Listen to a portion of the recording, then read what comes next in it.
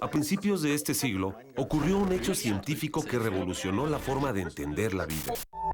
Secuenciar el genoma humano significaba tener acceso al lenguaje con el que la naturaleza nos escribió. ¿Qué ha pasado desde entonces? ¿El conocimiento del genoma va a cambiar el futuro de nuestras vidas y de la medicina? Descubre de qué estamos hechos. La información está en ti.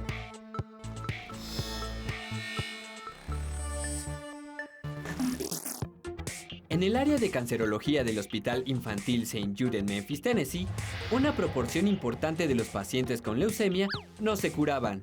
Además, los médicos se encontraban desconcertados porque la respuesta individual a las terapias más comunes era muy variable y había que probar con tratamientos diferentes. El tiempo dedicado a la búsqueda de un medicamento efectivo podía significar la diferencia entre la vida o la muerte. Antes del 2005, la doctora Mary V. Rilling pensó que la diferencia en la respuesta al medicamento estaba relacionada con la variación en los genomas de los niños. La doctora Rilling inició un programa de investigación en el que se hicieron pruebas genéticas a todos los pacientes. La información genética de las proteínas asociadas a la respuesta al tratamiento permitió diseñar terapias personalizadas que tuvieron éxito casi en su totalidad en la cura de leucemia en los niños de ese hospital. ¿Cuál es la relación entre la efectividad de un fármaco y nuestro genoma? Les damos la bienvenida a ¿De qué estamos hechos?, la serie del Instituto Nacional de Medicina Genómica. Mi nombre es Emanuel González y junto a mi compañera Paola Cohen vamos a estar con nuestros invitados hablando de la relación entre la respuesta a fármacos y nuestro genoma. También veremos las perspectivas a futuro que se presentan en el uso seguro y eficaz de medicamentos, como por ejemplo, ¿cuál es la relación entre el efecto de los medicamentos en nuestro cuerpo y nuestro genoma? Para adentrarnos en el tema, veamos la siguiente cápsula. ¡Comenzamos! No todas las personas a las que se les receta un medicamento responden de la misma manera. Uno de los problemas a los que se enfrentan los médicos es que, en promedio, apenas un 50% de los pacientes reaccionan positivamente a un medicamento. En las variaciones de respuesta pueden influir factores como la edad, el sexo, la dieta y, como veremos en este programa, el genoma del paciente. Buscando respuestas a estos problemas, la farmacogenómica investiga la influencia que tienen los genes sobre la respuesta a los medicamentos. El objetivo de la farmacogenómica es encontrar el medicamento ideal para cada tipo de paciente, que sea efectivo y que no cause reacciones adversas, es decir, el medicamento adecuado con la dosis adecuada recetada al paciente adecuado. Muchísimas gracias por continuar con nosotros y el día de hoy de verdad que es un tema de muchísima importancia y estoy completamente convencido que a todos ustedes les va a interesar conocer el medicamento perfecto para ti. Justamente así se llama el día de hoy nuestro programa y tengo el gustazo de presentar a nuestros investigadores, a nuestros especialistas, que de verdad vieran qué personas son tan geniales. Doctora Vanessa González Covarrubias, investigadora en Ciencias Médicas de Laboratorio Farmacogenómica del INMEGEN. Bienvenida. Muchas gracias, Emanuel. No, gracias por estar con nosotros. Y también de este lado el doctor Juan Molina Guarneros, investigador responsable del Laboratorio de Inmunofarmacología de la Facultad de Medicina de la UNAM. Bienvenido. Gracias por invitarme. No, gracias de verdad. El día de hoy es un tema de suma importancia y da para muchísimo. Y pues vamos empezando paso a pasito. ¿Qué es la farmacogenómica, doctora? Bueno, la farmacogenómica es una herramienta que nos va a permitir o que nos permite ya administrar el medicamento adecuado al paciente adecuado en la dosis adecuada de acuerdo a las características del genoma de cada paciente. Sí, escuchábamos justamente en la cápsula que no responde el medicamento igual a personas distintas, ¿no? Por ejemplo, no sé, yo tengo un hermano casi de la edad y generalmente nos enfermábamos igual, ¿no? Porque nos contagiábamos desde niños, ¿no? Pero sí resultaba que a lo mejor a mí me cortaba la enfermedad rápido, pero a él no. ¿A qué se debe esto? ¿Qué relación tiene el genoma con el medicamento, doctor? Bueno, el genoma codifica, tiene la información precisamente para todas las proteínas que permiten modificar químicamente a los fármacos, de manera que no todos respondemos igual. Esa es la parte más importante y, como dijo la doctora Covarrubias, esta información nos permite poder a cada persona poder proporcionarle lo que es más adecuado para su tratamiento. Eso es muy importante. Pero doctora, ¿cómo le podemos hacer conociendo nuestro genoma para poder realizar el medicamento perfecto para la persona adecuada? Bueno, primero hay que conocer el genoma.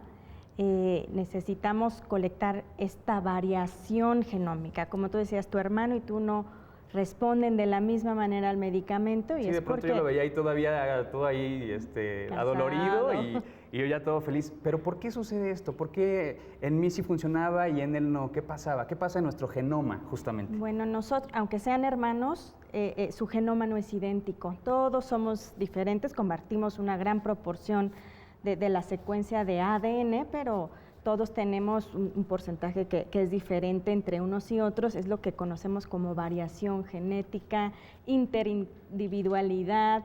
Y estas variaciones pueden estar, como decía el doctor Molina, en genes que codifican para las proteínas que afectan al medicamento. Entonces, si hay variación en estas proteínas, puede ser que tú reacciones diferente a un medicamento, que desarrolles efectos adversos o a que tu hermano le haga efecto muy rápido. Cada día que tenemos el programa conocemos cosas nuevas y uno ni siquiera se imagina, ¿no? Va al médico y ya se medica, etcétera, pero no se da cuenta si funciona o no funciona. Quizá sientes o 2 días a lo mejor alguna mejoría, pero regresas, etcétera. Y eso pues viene también desde la genómica. Claro. Así es, perfectamente. Doctor, ¿cuáles son las ventajas y las desventajas? Bueno, las ventajas, la industria ha desarrollado medicamentos para grupos grandes de población, entonces las ventajas consisten en que esto nos permite poder, a través de conocer los genomas de las personas, podemos predecir cómo van a responder, si va a ser útil un cierto medicamento en un paciente o si no lo va a ser. Eso sería una gran ventaja si pudiéramos conocer su genoma. Y una de las desventajas es precisamente que esta variación, esta diferencia entre etnias, entre razas, es lo que hace que no respondamos igual. Esa parte es muy importante. Aunque la conociéramos, podríamos no tener lo más apropiado y esto plantea la posibilidad de tener que hacer nuevos desarrollos. Y aparte, pues investigar, incluso como decía, doctor, por etnias o por edades, por Sí, clase por social. supuesto. Nuestro país tiene una riqueza étnica importante, entonces no es lo mismo las poblaciones mestizas que las indígenas, o dentro de los grupos indígenas tenemos alrededor de 60 distintos. Los del norte no son iguales que los del sur, Claro. En fin, entonces es muy importante tener que realizar estos estudios. Perfecto. Vamos con más información, pero tenemos muchísimas más preguntas. Vamos con nuestra compañera Paola, que nos tiene preparada una cápsula muy interesante. Chécala. La forma en la que un fármaco es procesado por el organismo y su posibilidad de tener un efecto sobre la enfermedad o padecimiento depende en gran medida de la información en el genoma de las personas. Cuando un medicamento ingresa al organismo, este lo reconoce como un elemento extraño y como tal lo procesa. En primer lugar, el medicamento debe pasar del intestino a la sangre para ser distribuido a todo el cuerpo. Ya que el medicamento se encuentra en el torrente sanguíneo, es distribuido a todo el cuerpo por el aparato circulatorio hasta alcanzar el lugar en donde debe trabajar o tener efecto terapéutico y así eliminar la afección. El efecto de los medicamentos en el cuerpo depende mucho de las moléculas sobre las que se actúan. Por ejemplo, los fármacos llamados analgésicos actúan bloqueando la acción de las enzimas, que causan el mensaje de dolor y provocan la inflamación. Conforme pasa el tiempo, nuestro cuerpo va procesando los fármacos. Esto ocurre sobre todo en el hígado, donde existen una serie de enzimas que modifican los fármacos para poder eliminarlos fácilmente. Así, vemos que en todas las etapas del viaje de los fármacos por el cuerpo actúan diferentes proteínas. Algunas de ellas podrían no funcionar bien debido a variantes genéticas. Esto ocasiona que diferentes pacientes reaccionen de manera distinta a un mismo medicamento y a una misma dosis. La respuesta a los fármacos es una serie compleja de pasos que involucra muchos elementos del cuerpo. La forma en la que operan muchos de estos procesos depende del genoma de cada individuo.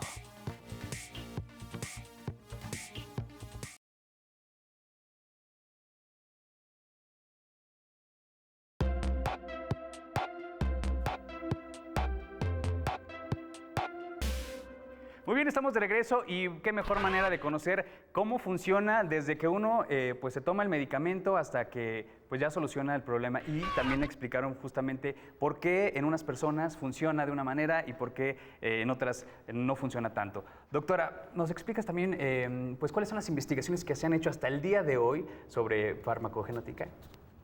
Bueno, en el mundo es una rama bastante estudiada. Me gustaría enfocarme un poquito a lo que se ha hecho en México, en nuestro país, y bueno, más en específico a lo que se hace en el INMEGEN. En México, como ya bien decía el doctor Juan, pues hay una diversidad étnica muy grande, entonces es necesario que colectemos esta diversidad a nivel genómico para después poder tener las herramientas de personalizar una terapia de acuerdo al genoma de cada población. En nuestro país actualmente pues está parcialmente descrita esta diversidad genómica. Aquí en el INMEGEN también es nuestro objetivo terminar esta colección. Ha de haber entre 300 y 500 farmacogenes o genes que están implicados en la respuesta a medicamentos y no todos están estudiados, no sabemos con qué frecuencia se presentan variaciones en nuestra población. Entonces, a ese respecto estamos trabajando para colectar la diversidad genómica del país y al mismo tiempo a tratar de asociar estas variantes que vemos con gran frecuencia en mexicanos, ya sea mestizos o indígenas, y ver su impacto en algunos medicamentos. Entonces, en el laboratorio ahorita estamos enfocados básicamente a 3 grupos principales de medicamentos, que son los anticoagulantes, que se administran para problemas cardíacos, de válvulas cardíacas, fibrilación auricular, algunos antipsicóticos y algunas estatinas. ¿Los antipsicóticos para qué funcionan? Bueno, los antipsicóticos es una familia grandísima de medicamentos, en específico los que nosotros estamos estudiando son encaminados a tratar la esquizofrenia. ¿Y la otra que me decías, la última? Estatinas, estos medicamentos sumamente utilizados para disminuir los niveles de colesterol en sangre. Y que también, pues bueno, resulta complicado hacer un medicamento específico para personas diferentes, ¿no? Claro, entonces basándonos en la diversidad genética de cada quien, podemos asignar una dosis específica o un medicamento de una familia grande de medicamentos. A ti te hace una atorvastatina, mientras que al doctor le pudiera hacer una simvastatina, y podemos elegir de lo que ya existe en el arsenal de medicamentos hoy en día. Qué interesante, doctora. Pero también me gustaría saber, ¿de dónde surge la inquietud de tener este conocimiento para aplicarlo en nuestros pacientes, en los enfermos? Bueno, por ejemplo, en nuestro país tenemos cada 6 años, nuestro gobierno hace una encuesta nacional de salud. Los resultados más recientes son los de 2012. En ellos se muestra, por ejemplo, que hay 6,5 millones de pacientes diabéticos en México. De estos 6,5 millones, el 92% utilizan medicamentos por vía oral para controlar como la metformina, ¿no? Como la metformina, por ejemplo, o la glibenclamida, que tiene 50 años usándose. El problema enorme, grande que tenemos en México, por eso yo me dedico ahora, mis investigaciones más recientes son respecto a la farmacogenómica de la diabetes tipo 2, es que solamente el 25% de estos 6,5 millones están controlados. ¿Solamente el 25%? Así es, entonces hay un 75% que no tienen control, según las cifras oficiales, midiendo la hemoglobina glicosilada que te mide 3 meses cómo estás controlado. Sí. Es un grave problema, de manera que, ¿cómo lo vamos a resolver? ¿Por qué el gobierno gasta en el sector salud alrededor de $200 millones al año en pastillas para controlar la diabetes? Y no se controla, y esto genera, al no haber control, genera complicaciones en la población que padece esta enfermedad, sobre todo pérdida, la más importante, la que reportan es la pérdida de la agudeza visual, en fin, hay muchas complicaciones, pero el asunto es, ¿por qué no estamos resolviendo ese problema a pesar de los esfuerzos enormes del gobierno en dinero, en recursos humanos, etcétera? Eso se debe mucho posiblemente a esta variación que hablamos en el genoma. ¿Qué te parece, doctor, si platicamos de esto más adelante? Porque está muy interesante y la mayoría de nosotros conocemos a una tía, a una vecina que tiene diabetes y que es preocupante. Y la verdad es muy interesante que nos compartas esta información. Mientras tanto, vamos a una cápsula más porque tenemos mucho más que platicar aquí, así que chequen esto. En el año 2011, un estudio del Instituto Nacional de Medicina Genómica descubrió que algunas personas del estado de Guerrero tenían una variante genómica nunca antes vista y que afecta el funcionamiento de uno de los más importantes genes que procesan fármacos. A partir de este estudio, fue claro que había que abordar la diversidad genómica mexicana en respuesta a fármacos. En 2014, investigadores y colaboradores del INMEGEN realizaron un estudio para identificar las variantes genómicas más comunes en farmacogenes dentro de la población mexicana. Tomaron muestras de 45 personas zapotecas con un alto componente genético nativo y 224 muestras de mexicanos mestizos de varios estados como Sonora, Guerrero, Guanajuato, Yucatán y Veracruz. En el estudio, se buscaron variantes de más de 200 genes involucrados con la respuesta a fármacos. Por ejemplo, hay un gen que codifica la enzima procesadora de al menos una cuarta parte de los medicamentos que se recetan comúnmente. Y se encontró que alrededor de un 10% de los mexicanos tiene una versión no funcional de este gen, por lo que estos medicamentos no tendrán ningún efecto en esas personas o su respuesta será muy lenta. Fueron variantes nuevas de este gen las que se encontraron en Guerrero en el estudio del 2011. Otro gen asociado con la respuesta a un medicamento utilizado frecuentemente contra el cáncer de colon o pulmón, llamado irinotecan, presenta una variante en un 10% de los pacientes, con la cual pueden aparecer reacciones adversas y letales en los enfermos. Por otro lado, en al menos la mitad de la población zapoteca se encontró la variante de un gen que causa que una dosis normal de un medicamento llamado warfarina, utilizado como anticoagulante y prescrito ampliamente en todo el mundo para evitar infartos, trombosis y coágulos en la sangre, pueda provocar sangrados internos. Estudios como estos, desarrollados específicamente en la población mexicana, son importantes para implementar una medicina adecuada para las personas que viven en cada parte de nuestro país.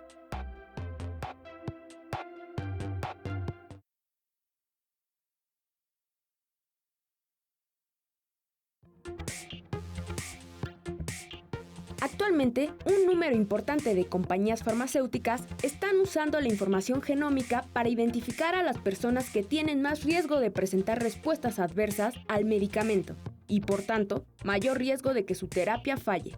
Por tanto, buscan ajustar las dosis y dar el medicamento adecuado de forma oportuna. Con esta información y gracias a las nuevas tecnologías de secuenciación del ADN, se realizan investigaciones para determinar la relación específica de miles de variaciones genómicas con la eficacia y seguridad de los medicamentos. Así será posible recetar medicamentos con mayor eficacia y con menos efectos secundarios. La colección de la variabilidad en los farmacogenes son los cimientos para comprender las consecuencias de las variantes en los genes de la respuesta a fármacos dentro de poblaciones mexicanas, lo que favorecerá al desarrollo de una medicina de precisión, seleccionando los fármacos adecuados y en la dosis correcta para cada paciente. Se espera que algún día no muy lejano, la farmacogenómica dé paso a la medicina personalizada. Así, se minimizará el riesgo de la toxicidad por los medicamentos y se maximizará la probabilidad de que los tratamientos farmacológicos y médicos sean más eficientes y seguros.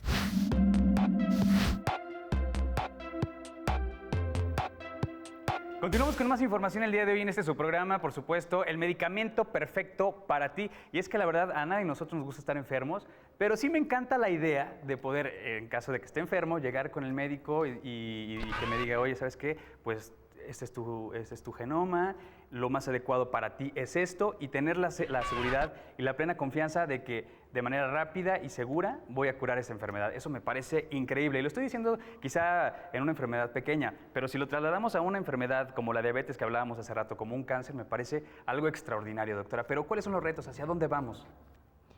Bueno, mundialmente ya existen muchos medicamentos, alrededor de poco más de 100 medicamentos que son prescritos gracias a que el médico pide una prueba farmacogenómica antes de prescribir una dosis al paciente.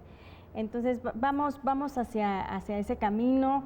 Hay muchos ejemplos, sobre todo en el área de oncología o en cáncer. Hay medicamentos como el tamoxifen, que sirve para tratar cáncer de mama, que se administra a pacientes y el médico pide con antelación una prueba farmacogenómica. El tamoxifen tiene que ser activado para que pueda tener efecto y es activado gracias a una proteína que es diferente en cada uno de nosotros. Si no es activado, te imaginarás que no va a tener efecto. Y este tratamiento dura hasta 5 años. Entonces, el médico pide esta prueba y puede saber con antelación si la paciente va o no a responder. Y como este caso hay ya varios, ¿no? Estas pruebas farmacogenómicas han sido desarrolladas con la diversidad genómica principalmente de otros países. Entonces, ¿hacia dónde vamos en México? Yo quisiera decir, hacia terminar de colectar esta diversidad genómica en nuestras poblaciones y hacer esta interpretación del impacto de estas variantes genéticas a los medicamentos que ya hay y, claro, a los medicamentos que estén por desarrollarse. ¿Vamos empezando o ya llevamos un camino bastante recorrido? En cuanto a diversidad genómica, ya hay un camino recorrido. Ahora, como mencionaba, existen entre 300 y 500 farmacogenes. Ahora hay que enfocarnos en estos 300 y 500 y sobre todo interpretar qué significan estas variaciones genómicas y el impacto en cada uno de los medicamentos. Hay más de 3,000 medicamentos que se pueden prescribir. Entonces hay mucho trabajo hacia la interpretación y la traslación a la clínica. No sé si me estoy imaginando bien, pero me imagino, ahora que decías de los miles de medicamentos que existen, pero ahora con esta nueva área, pues me imagino que va a haber muchísimos más, triplicar o más. Doctor, ahora entonces también el reto es con la industria farmacéutica. Sí. ¿Qué pasa con ellos? Bueno, la industria farmacéutica tarda entre 13 y 15 años para desarrollar un medicamento y gasta alrededor de 1.800 billones de dólares y necesita probarlo alrededor cerca de 3,000 personas en varios países. De manera que los fármacos que existen, que están registrados, han pasado enormes pruebas y están disponibles para poder usarlos. Como dijo la doctora Vanessa, se requiere conocer más la diversidad genómica, pero esto es un grave problema porque cuesta. Entonces, ese es otro problema. Y aparte hablábamos de pues, largos años para que el proceso sea eficiente y termine, ¿no? Sí. ¿Se puede utilizar los estudios de otras poblaciones para utilizarlos, por ejemplo, en México, no sé, Argentina, Venezuela, y aplicarlos en nuestro país? Hay muchas variantes que compartimos con el resto del mundo. Y hay muchas variantes que son propias de nuestra población. Yo creo que el reto aquí es diferenciar cuáles compartimos con el resto del mundo y cuáles son propias de poblaciones mexicanas. Y para eso, bueno, hay que explorar el genoma de todos los mexicanos o de las diferentes poblaciones mexicanas y ver cuáles pruebas farmacogenómicas desarrolladas en otros países pueden trasladarse a nuestro país sin ningún problema y cuáles hay que ajustar o cuáles habrá que diseñar propiamente para los mexicanos. De verdad que está interesante mucho esta plática, pero vamos a conocer muchísima más información y regresando vamos a hablar también de aspectos éticos y de qué es lo que falta también en cuestión de medicamentos, pero esto al regresar, así que chequen esto y regresamos.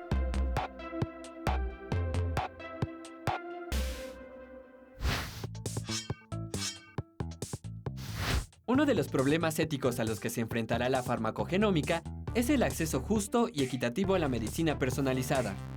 Generalmente, las personas más desfavorecidas económica y socialmente no tienen acceso a los avances en los tratamientos médicos, pues no tienen los recursos ni seguros médicos. Si hubiera una variante genética que causara baja respuesta al único fármaco para una enfermedad, y esa variante no fuera muy frecuente, probablemente las empresas farmacéuticas no estarían interesadas en desarrollar fármacos a la medida para esa variante, por la relación costo-beneficio. Las personas con esa variante quedarían desamparadas, sin posibilidad de obtener alternativas de tratamiento. Esto, a la larga, causaría que aquellos con las variantes genéticas más bajas quedaran sin acceso a la medicina personalizada. Puesto que la farmacogenómica implica un costo adicional a un tratamiento convencional, ¿cómo podríamos asegurarnos de que sus beneficios puedan llegar a todas las personas que lo necesiten?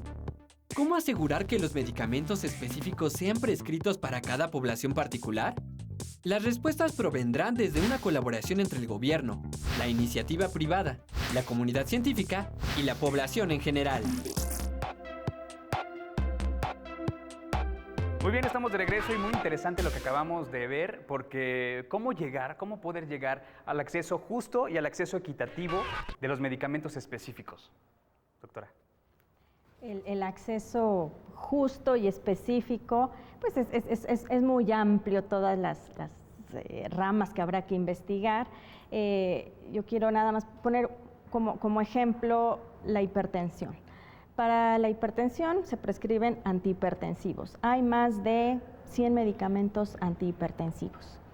Entonces, ¿cuál es el propio para cada paciente? Investigaríamos su genoma, ver para cuáles variantes sí podría tener efecto, para cuáles otras podría desarrollar gran toxicidad. Y entonces así, si no diseñar, al menos asignar un medicamento específico a un paciente específico. En México, como comentábamos, son muchas las poblaciones, la diversidad étnica es muy amplia y actualmente esta diversidad que estamos colectando nos sirve para estratificar a la población. Entonces podemos tener todo el grupo de personas que responden bien a un medicamento X, como un antihipertensivo, las que no responden, entonces las orientamos hacia otro medicamento y las que desarrollan efectos adversos, bueno, le damos otro medicamento. Claro. Entonces esta estratificación es la que poco a poco nos va a llevar a la medicina de precisión o medicina personalizada. Perfecto. Doctor, justamente hablábamos del acceso que en ocasiones por lo que es caro, definitivamente en este momento, lo escuchábamos en la cápsula, hacer un medicamento especializado resulta no tan accesible. ¿Qué pasa con esto? Bueno, eso es relativo porque, por ejemplo, en el caso concreto de los anticoagulantes, una caja del anticoagulante, la warfarina, en el sector público cuesta 12 pesos. Sin embargo, si vamos a determinar el genoma de un paciente para saber si se lo administramos o no, costaría muchas veces más. Entonces, es un problema de dinero, pero los fármacos existen, los estudios existen actualmente. En México hay gente capacitada para realizarlos, pero bueno, como todo, es un gran problema financiero simplemente. Entonces, pues es importante que los jóvenes, al escuchar estas pláticas, se interesen por participar en estos enormes esfuerzos que nos van a beneficiar en mucho, en particular a todos los pacientes. Una conclusión rápida para todos los que nos están viendo. Vanessa. Yo quisiera añadir a este tema en cuanto a lo que es costo-beneficio. Sí, una prueba farmacogenómica hoy en día puede sonar caro, pero ¿cuál es el beneficio que lleva el paciente? Cuando una warfarina, un anticoagulante falla, ¿qué pasa? El paciente regresa al hospital, se queja de reacciones adversas, puede tener hemorragia interna que lo lleve a hospitalizaciones. Claro. ¿Qué le costó más al sector salud? ¿No? Una hospitalización, un cambio de medicamento, todo el proceso administrativo que esto conlleva, o simplemente hacer una prueba farmacogenómica y darle el medicamento y la dosis adecuada a ese paciente. Lo interesante justamente del día de hoy es que ya sabemos y conocemos que existe esta posibilidad para todos los que en algún momento tengamos una enfermedad o para los que ya la tenemos y que la verdad eso pues mejora mucho nuestra calidad de vida. Muchísimas gracias por acompañarnos el día de hoy. Al contrario, Manuel, es un placer estar aquí. Vanessa, igualmente. Igualmente. No, de verdad que son gente increíble. Muchísimas gracias. Yo me despido. Mi nombre es Emanuel González. Los espero en nuestra próxima emisión porque estaremos hablando de mutaciones genéticas. También un tema, bueno, más que interesante. Así que cuídense mucho y los esperamos la próxima.